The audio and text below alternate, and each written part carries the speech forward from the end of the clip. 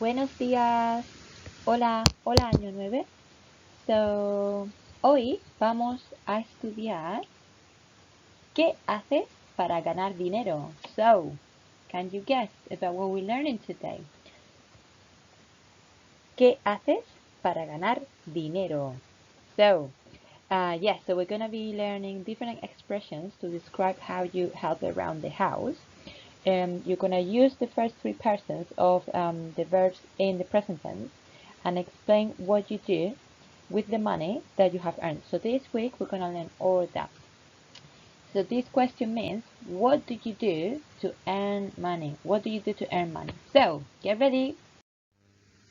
Muy bien, vamos a empezar. So first thing you need to do as always is focus on this box. So you need to copiar and underline. Copiamos y subrayamos.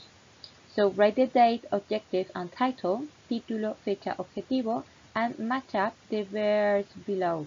They are not in correct order, so you need to copy them and then write next to it the correct translation. For example, lavar is not to go for a walk. Lavar is, I'll show you the first answer. So lavar will be to wash, okay? So what you need to do is copy them and write down the correct translation. So pause the video now, give yourself 5 minutes and then come back. Okay, so here is the slide that you need to work on for 5 minutes. Pause it and then check your answers later. Here is the answers. Please check them in your books correctly. So we have lavar, to wash, hacer, to do, limpiar, to clean, trabajar, pasear, pasar. So pasar can be to spend or also vacuum. Poner, to put, planchar, to iron, repartir, to give out. So these are the main verbs, expressions that you're going to learn this week. So pay attention to this. Why do I have A in blue? Why do I have E in green? And why do I have I in red? Those are verbs in Spanish. And as you know, verbs are words that we use to express action. What action are we doing here? So the verbs in Spanish, can you guess why? And I'm hearing you. I know that some of you know the answers. Exactly. So in Spanish we have 3 types of verbs, ending in ar, ending in er, and ending in ir. Okay, that's what we call ar, er, ir verbs. So these are the infinitives in Spanish, and these are the infinitives in English. So the infinitive of a verb is mainly to conjugate it. When you conjugate it, you're saying which person is doing what. If you leave it in the infinitive, it's just to wash, to do, to clean. You're not expressing which person is doing what. You're just leaving the verb in what is called the infinitive. Okay, so I hope you check your answers. We're gonna carry on. Pay attention to this. I have put these 2 eyes so that you pay attention. Remember that today nuestro objetivo es aprender diferentes expresiones para describir cómo ayudar en casa. Okay, learn different expressions to describe how you help around the house. So, sometimes verbs get a new meaning in a foreign language. As you know, Spanish and English sometimes don't have the same words. So, when they are combined with other words, for example, pasear means to go for a walk. However, when we use pasear with al perro, pasear al perro, when we combine them together, we would not really say in English to go for a walk to the dog. That would not be correct, right? Instead, this means and is translated as to take the dog for a walk. Okay, so you have in English 2 verbs to take the dog for a walk and also to go for a walk. However, in Spanish, we just means pasear. So I go for a walk, paseo, or I walk the dog, paseo al perro. I walk the dog. So to take the dog for a walk, okay? Just a clarification. And let's continue. Vamos, continuamos. So here you have very important vocabulary that you are going to match up. So I have added here some little pictures that will help you to elicit more clearly the meaning.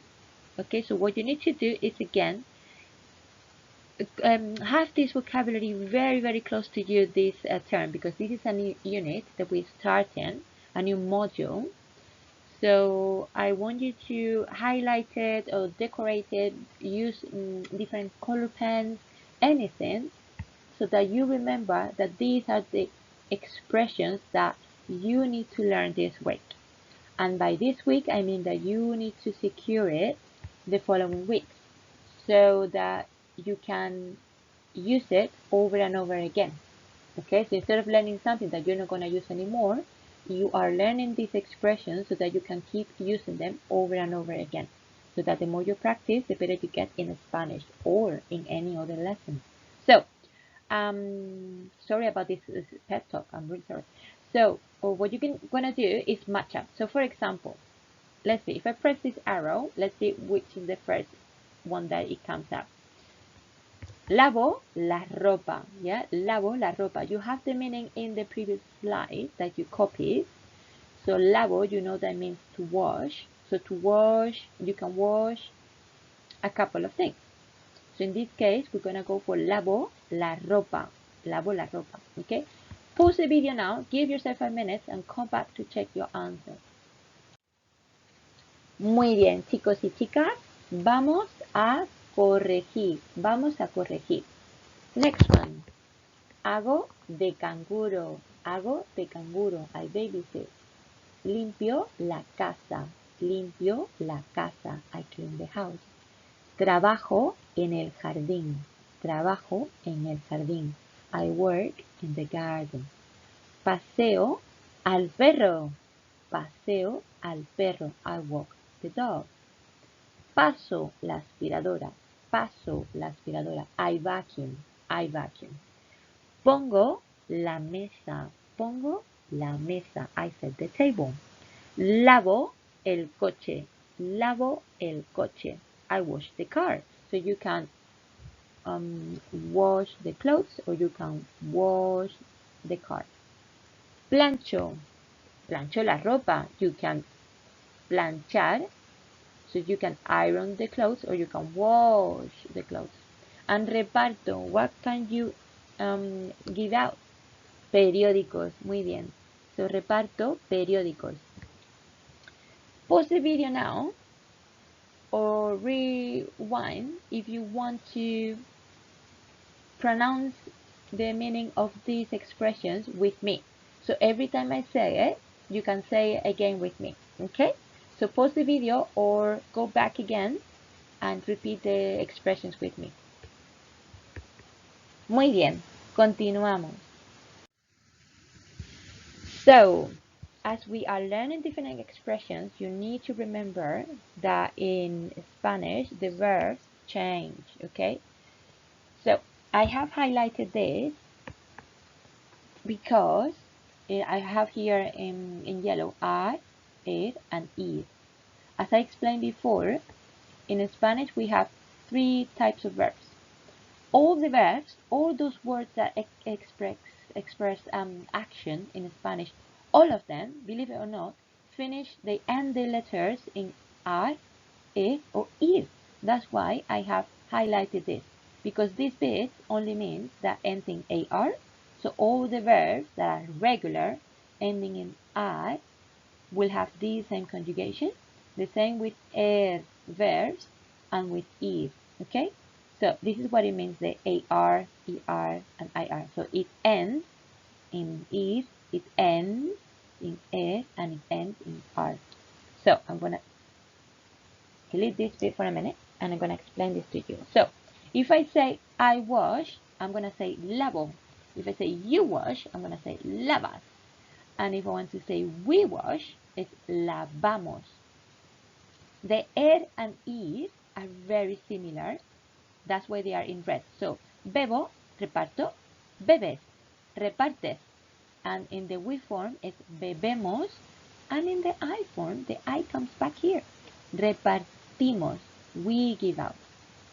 So, pause the video now and make a note of this because you are going to practice this today. Muy bien. Continuamos. Remember that some verbs, as you well know, don't follow these rules as they are irregular. You have lots of irregular verbs in English as well. So those irregular verbs are those who don't follow a pattern. They don't follow a pattern. For example, in English, if you say a regular verb would be I play, you play, he played. Those are very regular. In the past tense, it's played, and in the present perfect, is I have played. So play, played, played is very regular. Then, however, if we talk about the verb forgive, we have forgive, forgave, forgiven. It's very irregular, right? The endings are very different from the pattern of having something regular. So this is the case in Spanish as well. I'm going to show you now. So these are the examples that we were talking before, and these two are two examples that are irregular. So for example, as you can see here, poner, poner, which is to set up the table or to put something somewhere, adds a G. Out of the blue, we add here a G. Pongo, pones, and then ponemos. Isn't it funny that we change this and then we keep the same root in the rest of the verbs? Hilarious, right? And then hacer, hacer again adds a G in hago. I do, I do. And then it goes back to the regular pattern. Okay, make a note of this, pause the video now, and make a note because you're going to be using these verbs later. Continuamos. So, the first example would be, but you need to put the sentence in order, means that you need to put it in Spanish in the correct order. So, I know that in Spanish we have, in this number one, we have an opening question mark and a closing question mark. So I know for sure that this is going to be the first one and this is going to be the last word. So, ¿qué dinero? ¿Qué dinero? And I remember that the title of today's lesson has something similar. So I'm going to be cheeky and I'm going to check my title because I'm sure that I have seen this before because I'm paying attention to my lesson. Okay, so let's check this answer. I'm going to do the first one for you. Uno. ¿Qué haces para ganar dinero? I told you that's the title for today's lesson. ¿Qué haces para ganar dinero? So, you have also a stretch. So I'm challenging you to use the future tense. So how would you change a couple of these sentences into the future? For example, using voy a or vamos a. So I'm going to or we are going to. For example, voy a poner la mesa la semana que viene. I'm going to set the table next week. Okay? Pause the video now. Give yourself about 6-7 minutes to do these sentences and come back to check your answers. Okay, are you ready? Número 2. And make sure that you check your answers with a different color pen, making notes about what you need to secure. Normalmente pongo la mesa en mi casa. Muy bien. Número 3. Los fines de semana limpiamos la casa. Los fines de semana limpiamos la casa. Número 4. Los domingos hago de canguro. Número 5. Nunca plancho la ropa. Nunca plancho la ropa. Número 6. Reparto los periódicos todas las mañanas. Reparto los periódicos todas las mañanas. Número 7. Mi hermana trabaja en el jardín. Número 8. Mi amiga Nuria pasea al perro todos los días. Número 9. Mis hermanos y yo ponemos la mesa por la noche. Okay? Did you try to do the challenge? Yes? If you did, please send those sentences to me so that I can give you 2p points for challenging yourself. Okay? Vamos, continuamos. Right, broken words. You have done this before, you know how it works. What you need to do is to elicit the words that are here missing. You know, I was rushing around and I didn't have time to finish the words, but I had time to give you the hints in English. So you need to write here in Spanish whatever is written here in English. But I have given you a couple of letters. So normally it's the first letter, or I have given you the whole word, like in here, en, el, or al, or los, or se llama cocoro. Okay? So I either give you the first letter or I give you the whole word. So the first one is next week. I am going to work in the garden. Ooh, I'm using here the future. Next week, I'm going to work in the garden. So I'm going to show you the first one for you. And then you're going to pause the video. I give yourself 6-7 minutes to finish these sentences. So the first one is, remember to check your answers. The first one is, la semana que viene voy a trabajar en el jardín. So, la semana que viene voy a trabajar en el jardín. So that would be the first one. Pause the video now, work through the sentences, and come back to check your answers. Muy bien. Seguimos. B. A menudo trabajamos en el jardín. C. Todos los días paseo al perro. Se llama cocoro. D. La semana que viene voy a pasear al perro. I'm using the future again. La semana que viene voy a pasear al perro. E. Siempre lavo el coche. F. Planchamos los uniformes los domingos. Y G. Pasamos la aspiradora los viernes. Muy bien. How did you do? Are you feeling confident using these expressions? I hope you do. Continuamos. Y este es el final. Okay, we have finished now.